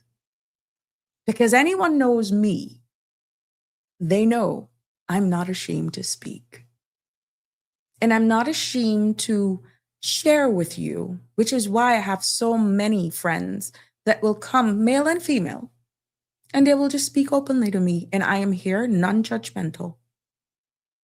Because it's an honor for me to share my personal experiences if it helps you navigate your own. Most men are not uncaring. Most men are not dismissive. Most men are not uninterested. Most men simply don't know what's happening and they don't know honestly what to do. So they will say things like, but I don't know how. I don't want to make it worse. I don't want to say anything wrong because then who lashes out at me is not the person that I really just want to hug, that I really married, that I fell in love with, the one who's really doing so much for the house. But I feel like I'm walking on eggshells. I feel like she shut me out. And that's real. That's valid.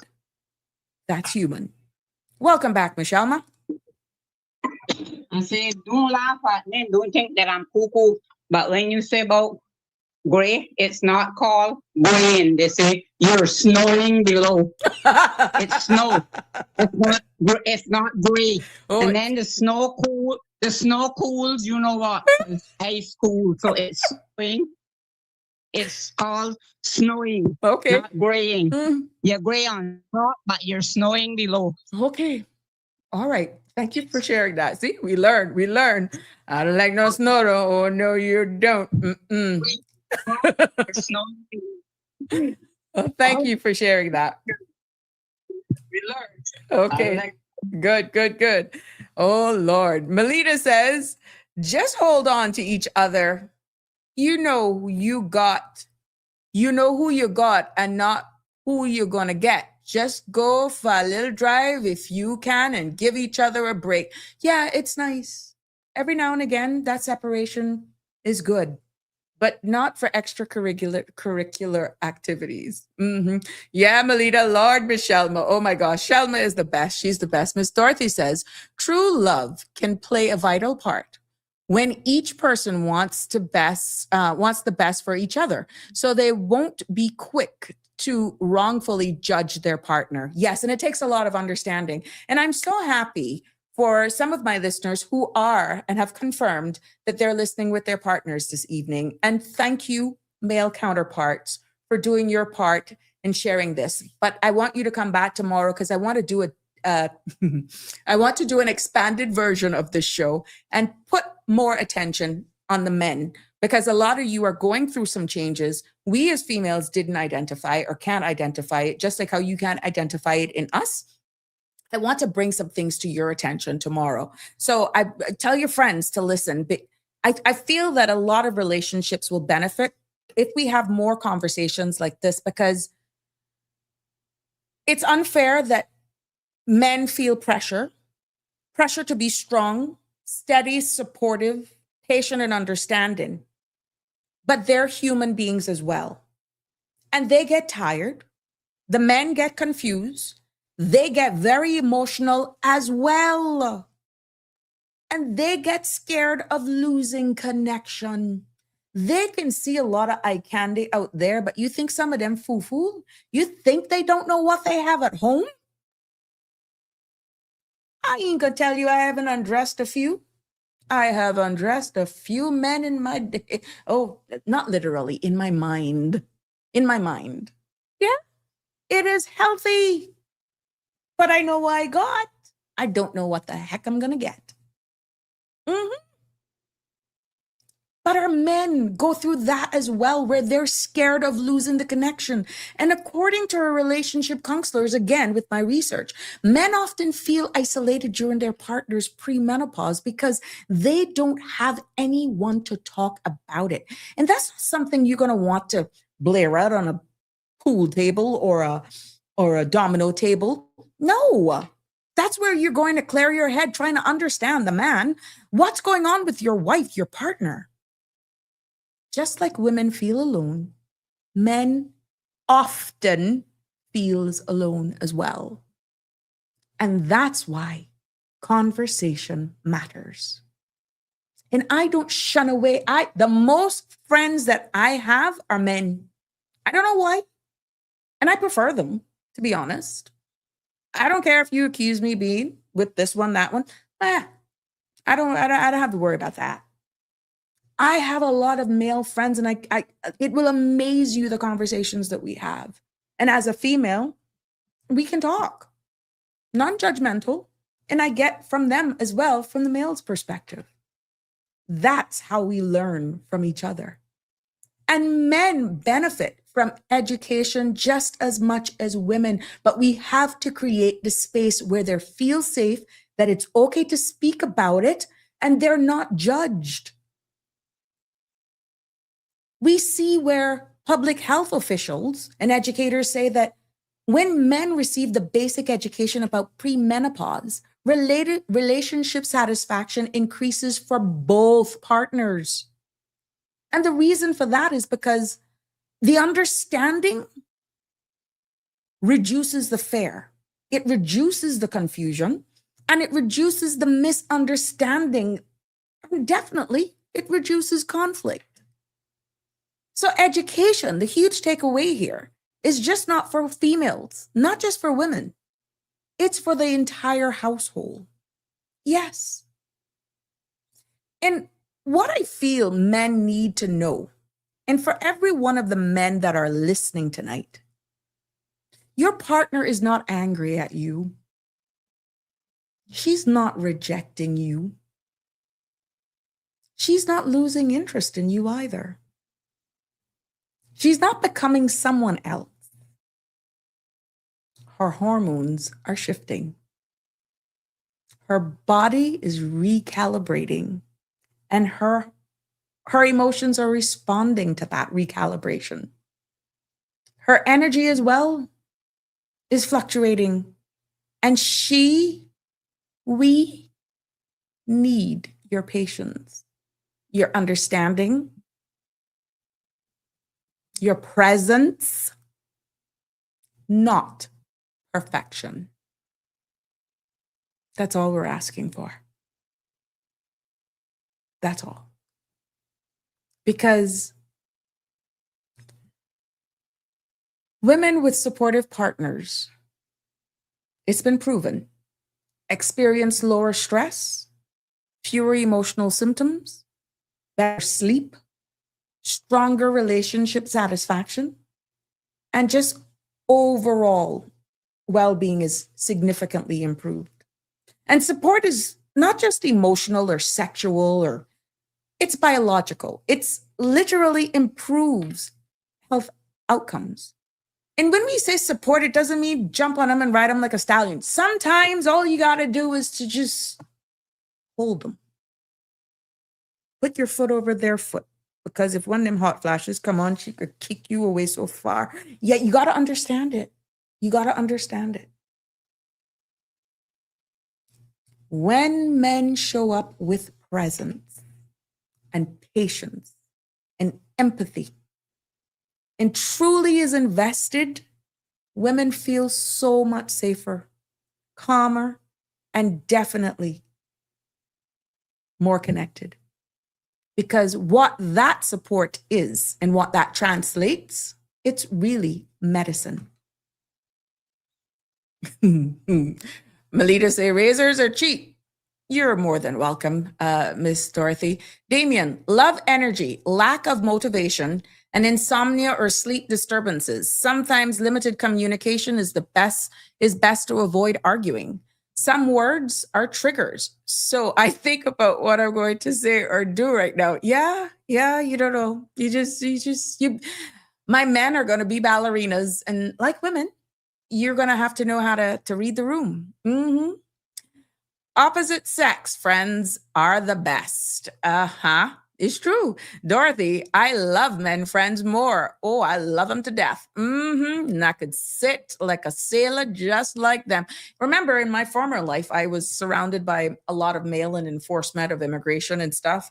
And even now in my former 4 years, that's why I got along so well in home affairs. It was male dominated, and wow. Kudos to my team there, to them.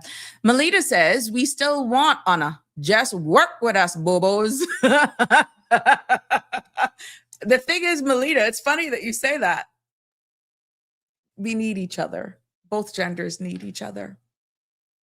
So I just want my men to understand that. We just need your presence, your patience, deeply invested, because at the end of the day, you guys go through the very same thing. And if both of you all can understand it, you both can actually heal together as a team and journey through this biological and this chemical change in your body that is happening, whether or not you want. Yes. Menopause or premenopause, my friends, is not a her problem or a his problem. It's a relationship phase. And as Connie alluded to earlier on, we can call it a team challenge, a shared journey. Yeah. So when you look at it as even the whole couples part of things, like I said, this is a team effort. It's just not one person alone.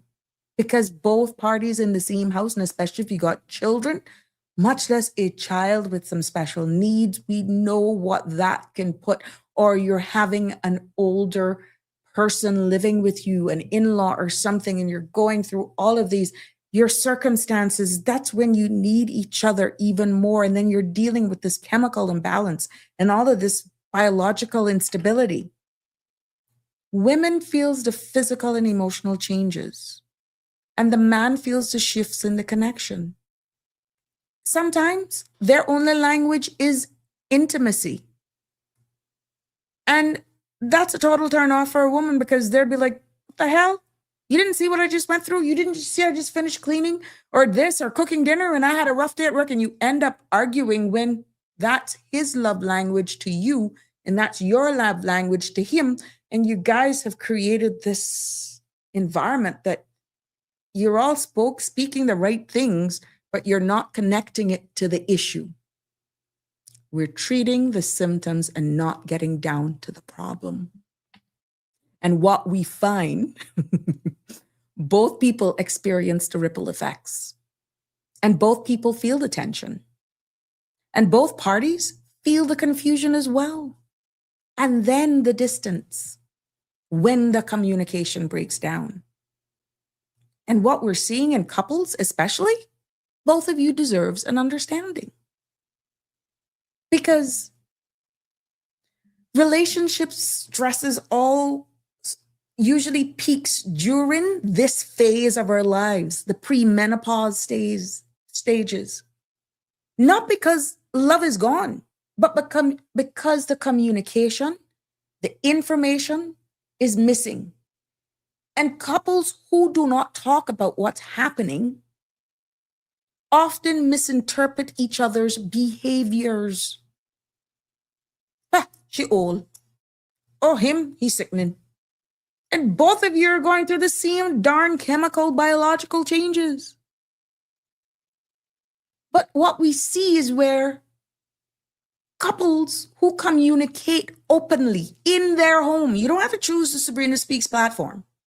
When you communicate openly at home, what we have found, studies say that the relationship satisfaction goes through the roof positively. Yes, because that open communication is the very bridge that keeps you all together. And let's talk about communication, real communication, not the, are you okay? I'm fine kind of communication. I mean, honest conversations, the vulnerable ones, the communication that truly goes into the core of exactly what you're feeling, and you don't even know how to explain it type of conversations. And it's okay if when you're trying to explain it, you break down in tears. It's okay. Both men and women, couples, need space to express what's really happening inside them and within their bodies. And men need the clarity so that they don't feel shut out or even blamed. And this is why we're putting the focus now on the couples, partners, living, coexisting in the same square footage. Both partners need to feel safe, not exposed, not ashamed, not scared that they're being seen by each other less. When we speak openly,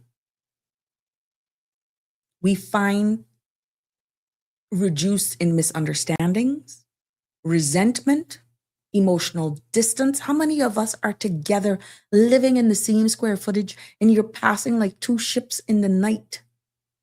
You're emotionally severed, sexual tensions, but yet both of you are crying for simple attention and affection.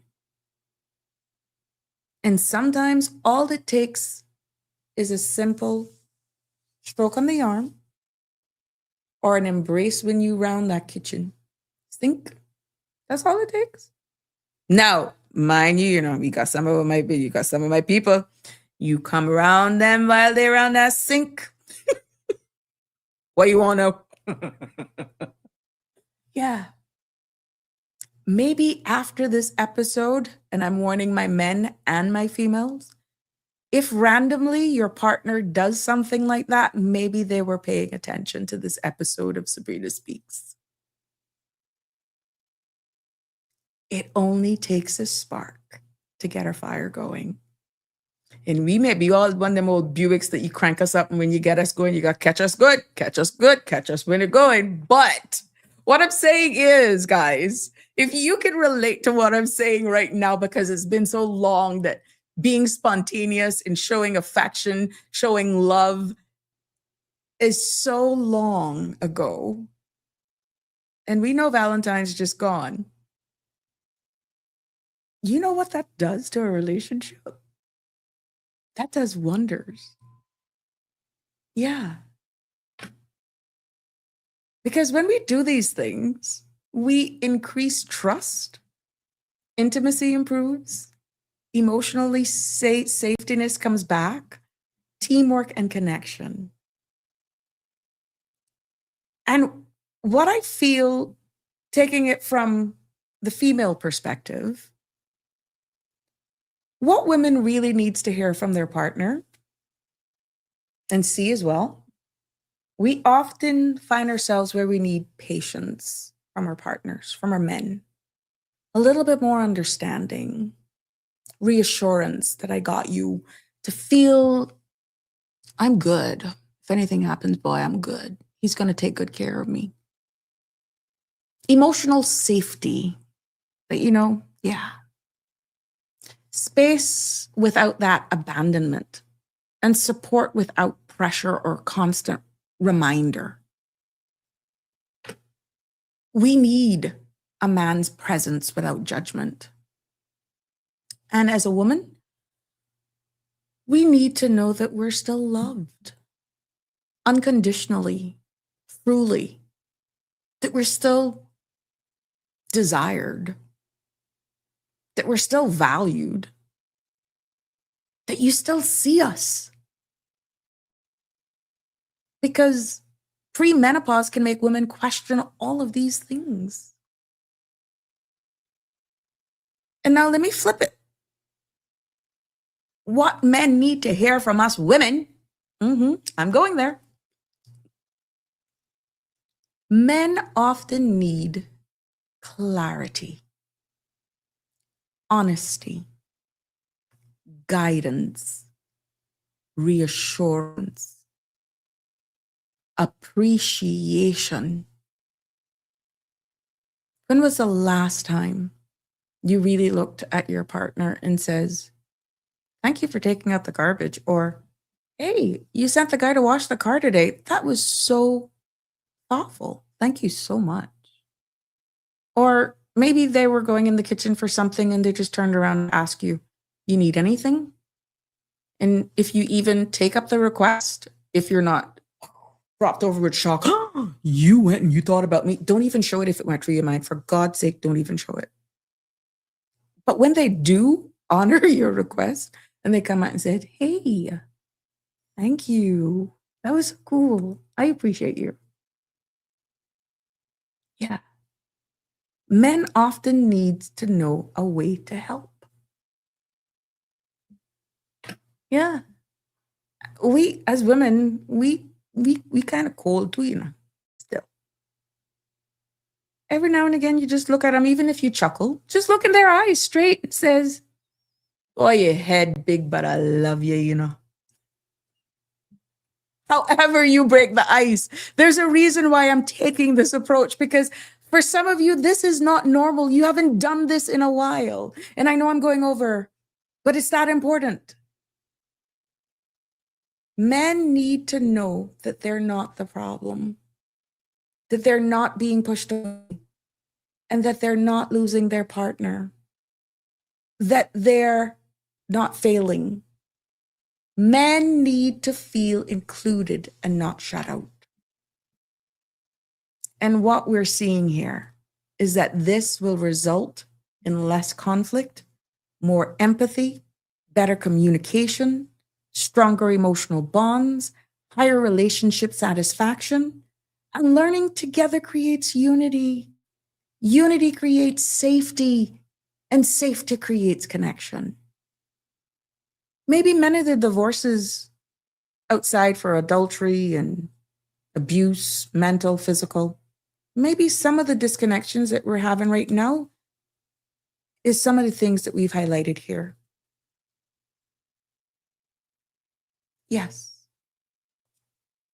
And because we're over 7 o'clock, and I want to go into the part with men, intimacy during this premenopause, I want to get into that. Because this is one of the biggest areas where couples struggle. And we're talking how it impacts our libido, comfort, energy, confidence, and just emotional closeness. So I'm going to stick a pin right there, because tomorrow we're going to cover this. I want to thank you all for your participation. I want to thank you all for your engagement. And for all of those couples who sat with their partners this evening and shared this episode, I applaud you. I applaud you for investing that time. That's a step in the right direction this evening. But tomorrow, we're going to put the spotlight on intimacy during menopause, and we're going to do and go a little deeper into the male perspective as to how their bodies change, and seeing it more from the male's perspective based on what research that I can put my hands on to make the information so that we continue to learn digestible as we continue to understand each other for one thing in success, that we both satisfy ourselves as individuals if we're living together with a partner and as a family. But I want to thank you all so much for joining me this evening for this episode of Sabrina Speaks. And I promise you we'll continue tomorrow. And we'll start the topic tomorrow evening with intimacy during premenopause. And we'll look and go a little deeper into what information I can find when it relates to the male version of menopause as well. It has been my pleasure. Again, thank you for joining me. Connie, thank you for sharing your beautiful flower of the day. I look forward to one tomorrow, and I'll share my peace lily with you as well. But until tomorrow, please do have a safe evening. To all of our men and women in the uniform service, frontline staff, thank you for your service. Good night. God bless. Love you lots. See you tomorrow. That's a wrap for today's edition of Sabrina Speaks. Thank you for tuning in and for being part of the conversation. Remember, the dialogue doesn't stop here. Stay engaged, stay informed, and most importantly, stay empowered. We'll be back tomorrow at 5 p.m., same time, same place, right here on CMR TV and radio, where your voice matters and your truth is heard. Until then, Cayman, take care of yourself and each other. That's it for today's edition of Sabrina Speaks, where your voice matters, your story counts, and your truth is always welcome. Join us weekdays from 5 until 6:30 p.m. right here on CMR TV as we dive into the topics that matter most to you.